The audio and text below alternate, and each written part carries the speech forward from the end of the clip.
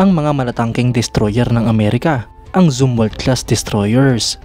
Ito nga po mga idol ay isa sa kinukonsidera bilang isa sa pinakamalakas na destroyer sa buong mundo. Yan ang pag-uusapan natin, pero bago yan, kung bago ka lang sa aking channel, huwag mong kalimutang mag-like, subscribe at i-hit mo na rin ang notification bell button para lagi kang updated sa mga bagong videos natin.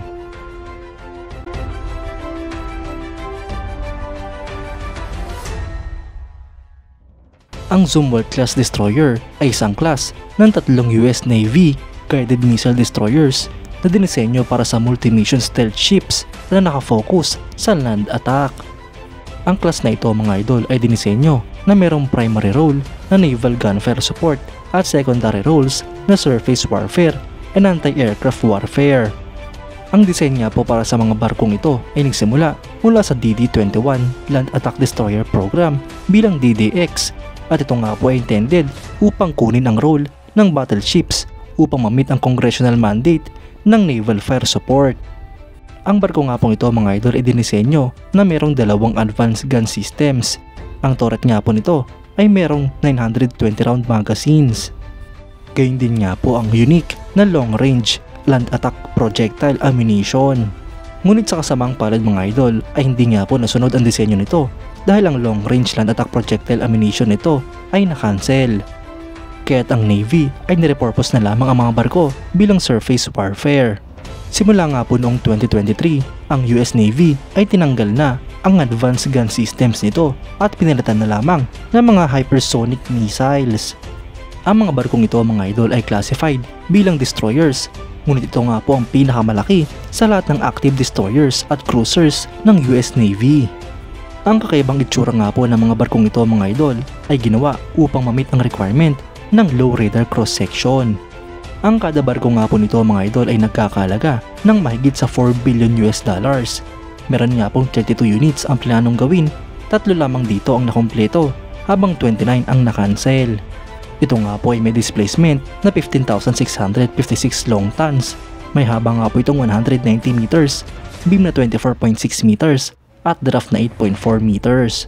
Ang propulsion naman nito mga idol ay dalawang Rolls-Royce MT-30 gas turbines.